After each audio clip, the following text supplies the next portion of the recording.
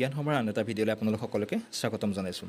এডিআৰৰ বাবে অত্যন্ত গুৰুত্বপূৰ্ণ কিছু প্ৰশ্ন লৈ আজি ভিডিঅ'টো প্ৰস্তুত কৰিছোঁ। ইতিমধ্যে এডিআৰ হায়াৰ ছেকেণ্ডেৰী লেভেলৰ যিটো পৰীক্ষা অনুষ্ঠিত হৈছে তাতো এইটো মেথডৰ কিছু কুৱেশ্যন আহি গৈছে বা যিসমূহ পৰীক্ষা আগতেও হৈ গৈছে তাতো এনেধৰণৰ এইটো মেথডৰ কিন্তু কুৱেশ্যন যথেষ্ট পৰীক্ষাত অহা দেখিবলৈ পোৱা যায়। তাৰে কিছু প্ৰশ্ন আজি হাতত লৈছোঁ। প্ৰথম প্ৰশ্নটো লৈছোঁ, কীৰ্তনৰ ৰচক কোন? আমি সকলোৱে ইয়াৰ শুদ্ধ উত্তৰ জানো। কীৰ্তনৰ ৰচক হৈছে মহাপুৰুষ শংকৰদেৱ। এতিয়া আমি লগতে জানি থওঁ মহাপুৰুষ মাধৱদেৱৰ কি আছিলে? মহাপুৰুষ মাধৱদেৱৰ আছিলে ৰত্নাৱলী আৰু ঘোষা। গতিকে খুব গুৰুত্বপূৰ্ণ হয়। এটি গীতো আছিলে কীৰ্তন দশম শংকৰ গুৰু ৰত্নাৱলী ঘোষাৰে মাধৱ গুৰু। ভট্টদেৱৰ কি আছিলে? ভট্টদেৱ বুলি কোৱাৰ লগে লগে আমাৰ মনলৈ আহিব কথাগীতা। কিন্তু লগতে আমি মনত ৰাখিব লাগিব তেখেতৰে ৰচনা হৈছে, ভট্টদেৱৰে ৰচনা হৈছে কথাগীতা, কথা ভাগৱত, কথা ৰত্নাৱলী, শৰণমালিকা আৰু গুৰু বংশাৱলী। এইকেইটা মনত ৰাখিব। লগতে শ্ৰীধৰ কন্দলীৰ বাবে কি আছিলে? শ্ৰীধৰ কন্দলীৰ বিখ্যাত ৰচনা আছিলে কাণখোৱা আৰু ঘুনুচা কীৰ্তন। আমি পিছৰ প্ৰশ্নটোলৈ যাব বিচাৰিছোঁ। পিছৰ প্ৰশ্নটো হৈছে মাধৱদেৱৰ এখন তত্ত্বমূলক গ্ৰন্থ। মাধৱদেৱৰ এখন তত্ত্বমূলক গ্ৰন্থ বুলি ক'লে আমি কোনখন গ্ৰন্থৰ কথা আমাৰ মনলৈ আহিব? তত্ত্বমূলক শব্দটো আমি মনত ৰাখিব লাগিব। গতিকে শুদ্ধ উত্তৰ হৈছে জন্মৰ ৰহস্য। ইয়াৰ লগতে অমূল্য ৰত্নখন হৈছে মাধৱদেৱৰে এখন গ্ৰন্থ, ভোজন বিহাৰখন হৈছে এখন নাটক মাধৱদেৱৰে, আৰু নামঘোষাখন অতুলনীয় সৃষ্টি এখন গ্ৰন্থ হৈছে মাধৱদেৱৰে। পিছৰ প্ৰশ্নটোলৈ যাব বিচাৰিছোঁ। চন্দ্ৰকুমাৰ আগৰৱালাই সম্পাদনা কৰা আলোচনীখনৰ নাম কি আছিলে? চন্দ্ৰকুমাৰ আগৰৱালাই কোনখন আলোচনী সম্পাদনা কৰিছিলে? আমি সকলোৱে জানো। শুদ্ধ উত্তৰ জোনাকী। এতিয়া কথাটো হৈছে কি, আবাহনখন কাৰ আছিলে? আবাহনখনৰ কথা আমি জানি যাওঁ। আবাহনখন আছিলে, লিখি যাব আপোনালোকে, দীননাথ শৰ্মাৰ। মৌখন কোনে ৰচনা কৰিছিলে, সম্পাদনা কৰিছিলে? বলিনাৰায়ণ বৰুৱাই সম্পাদনা কৰিছিলে। বিজুলীখন কোনে সম্পাদনা কৰিছিলে? বিজুলীখন প্ৰথম অৱস্থাত সম্পাদনা কৰিছিলে কৃষ্ণপ্ৰসাদ দুৱৰাই সম্পাদনা কৰিছিলে, আৰু তাৰ পৰৱৰ্তী পৰ্যায়ত পদ্মনাথ গোহাঁই বৰুৱাই এখন সম্পাদনা কৰে। পিছৰ প্ৰশ্নটোলৈ যাওঁ। চন্দ্ৰকুমাৰ আগৰৱালাৰ প্ৰথম কবিতা পুথি কোনখন? চন্দ্ৰকুমাৰ আগৰৱালাৰ প্ৰথম কবিতা পুথি ক'লে আমাৰ মনলৈ আহিব প্ৰতিমাখন। শুদ্ধ উত্তৰটো। এতিয়া আমি চাওঁ জোৰণীখন কাৰ ৰচনা। জোৰণীখন ৰচনা কৰিছিলে পদ্মনাথ গোহাঁই বৰুৱাই। তুমিখন ৰচনা কৰিছিলে অম্বিকাগিৰি ৰায়চৌধুৰীয়ে, আৰু কদমকলিখন ৰচনা কৰিছিলে লক্ষ্মীনাথ বেজবৰুৱাই। ক্লিয়াৰ। নেক্সট প্ৰশ্নটোলৈ যাওঁ। ভানুমতী উপন্যাসখনৰ ৰচক কোন আছিলে? খুব গুৰুত্বপূৰ্ণ প্ৰশ্ন এইটো হয়। ভানুমতী উপন্যাসখনৰ ৰচক আছিলে পদ্মনাথ গোহাঁই বৰুৱা। তেখেতৰ আন এখন ৰচনা আছিলে, উপন্যাস আছিলে লাহৰী। এতিয়া আমি প্ৰথম যাওঁ লক্ষ্মীনাথ বেজবৰুৱা। লক্ষ্মীনাথ বেজবৰুৱাৰ উপন্যাসখনৰ নাম কি আছিলে? পদুম কুঁৱৰী। আমি সকলোৱে জানো। ৰজনীকান্ত বৰদলৈ উপন্যাস সম্ৰাট, তেখেতৰ মিৰি জীয়ৰীখনৰ বাবে তেখেত বিখ্যাত, আমি সকলোৱে জানো। দণ্ডিনাথ কলিতাৰ কি আছিলে? দণ্ডিনাথ কলিতাৰ ফুল আৰু সাধনা। এই দুখন উপন্যাস মই ইয়াতে নামটো আপোনালোকক কৈ দিছোঁ, আপোনালোকে লিখি যাব, খুব গুৰুত্বপূৰ্ণ হয়। দণ্ডিনাথ কলিতাৰ ফুল আৰু সাধনা। নেক্সট কুৱেশ্যনটোলৈ যাওঁ। বেজবৰুৱাই লিখা একমাত্ৰ উপন্যাসখনৰ নাম একদম সহজ, আমি ইতিমধ্যে পাই আহিলোঁ, পদুম কুঁৱৰী। মিৰি জীয়ৰীখনৰ কথা পালোঁ। দন্দুৱা দুখন কাৰ হ'ব? দন্দুৱা দুখন আছিলে ৰজনীকান্ত বৰদলৈ, মনত ৰাখি থ'ব। আৰু লাহৰীখন আছিলে কাৰ? লাহৰীখন আছিলে পদ্মনাথ গোহাঁই বৰুৱাৰ। একদম মনত ৰাখি থ'ব আপোনালোকে। ইয়াৰ পিছত চাওঁ শংকৰদেৱৰ প্ৰথম কাব্যখনৰ নাম কি আছিলে? শংকৰদেৱৰ প্ৰথম কাব্যখনৰ নাম হৈছে হৰিচন্দ্ৰ উপাখ্যান। একদম গুৰুত্বপূৰ্ণ প্ৰশ্ন। ৰুক্মিণী হৰণ, কুৰুক্ষেত্ৰ, দশম, এইখন তেখেতৰ পিছৰ লিখনিহে। নেক্সট আমি পিছৰ প্ৰশ্নটোলৈ যাওঁ। ডক্টৰ নিৰ্মলপ্ৰভা বৰদলৈয়ে লিখা এখন গ্ৰন্থৰ নাম লিখিবলৈ কৈছে। ডক্টৰ নিৰ্মলপ্ৰভা বৰদলৈয়ে ৰচনা এখন গ্ৰন্থ হৈছে, শুদ্ধ উত্তৰটো হ'ব কোনটো? বনফৰিঙৰ ৰং। আমি সকলোৱে জানো। এতিয়া আমি জানি যাওঁ হে অৰণ্য হে মহানগৰ এইখন কাৰ? এইখন হৈছে নৱকান্ত বৰুৱাৰ। মনত ৰাখি যাব, নৱকান্ত বৰুৱাৰ। ধৃতৰাষ্ট্ৰখন কাৰ আছিলে? এইখন আছিলে মামণি ৰয়ছম গোস্বামীৰ। মনত ৰাখি যাব।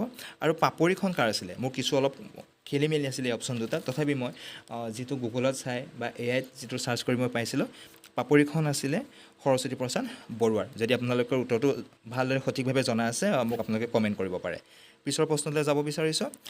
ডক্টৰ ভৱেন্দ্ৰনাথ শইকীয়াই লিখা উপন্যাসখনৰ নাম কি আছিলে? ডক্টৰ ভৱেন্দ্ৰনাথ শইকীয়াই লিখা উপন্যাসখনৰ নাম আছিলে, শুদ্ধ উত্তৰটো হৈছে অপশ্যন 3 অন্তৰীপ। এতিয়া মৃত্যুঞ্জয়খনৰ কথা যাওঁ। মৃত্যুঞ্জয়খন কাৰ আছিলে?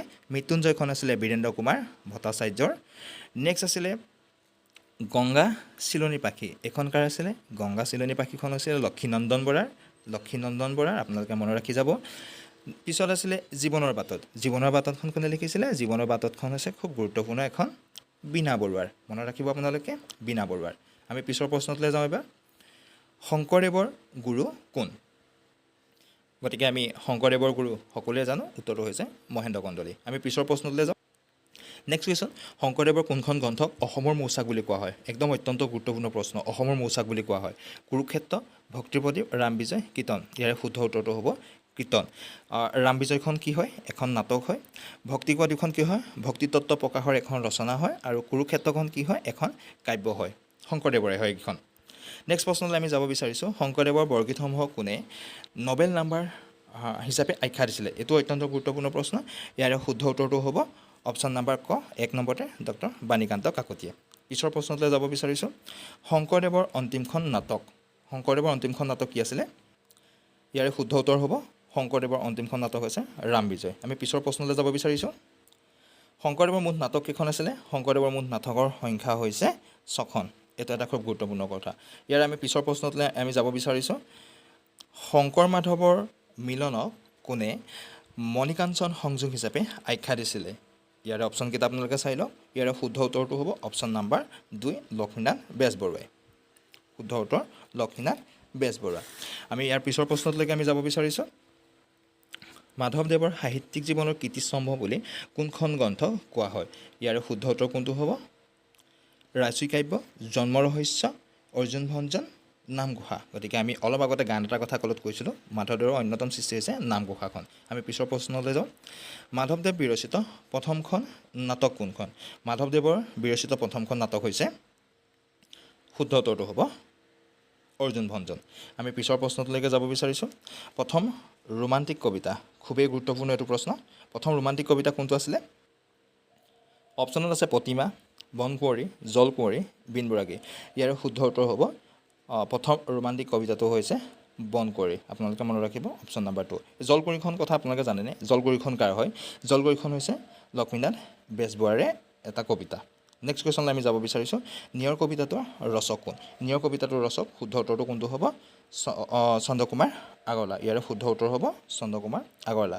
এতিয়া লক্ষ্মীনাথ বেজবৰুৱাৰ কবিতা বুলি ক'লে আমাক কোনখিনি মনলৈ আহে? লক্ষ্মীনাথ বেজবৰুৱাৰ আমাৰ কবিতা বুলি ক'লে টোপনি, প্ৰিয়তমা, মালতী, বসন্ত, সুৰভি। মনত ৰাখি যাব।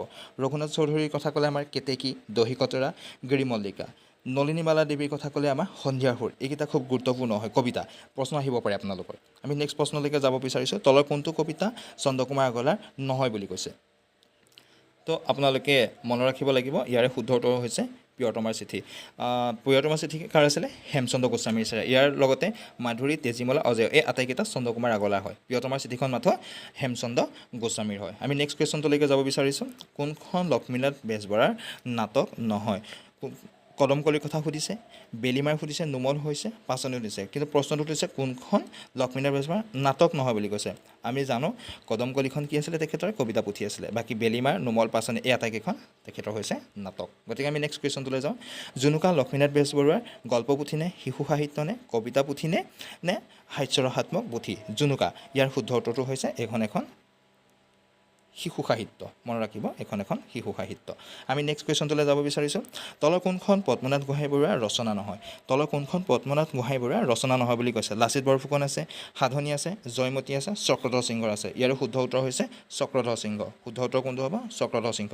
চক্ৰধৰ সিংহ কাৰ আছিলে? লক্ষ্মীনাথ বেজবৰুৱাৰ আছিলে। মনত ৰাখি যাব। বাকী লাচিত বৰফুকন, সাধনী, জয়মতী এই আটাইখিনি পদ্মনাথ গোহাঁইবৰুৱাৰ ৰচনাৰে হয়। ইয়াৰ পিছৰ প্ৰশ্নলৈ যাব বিচাৰিছোঁ। পদ্মনাথ গোহাঁইবৰুৱাৰ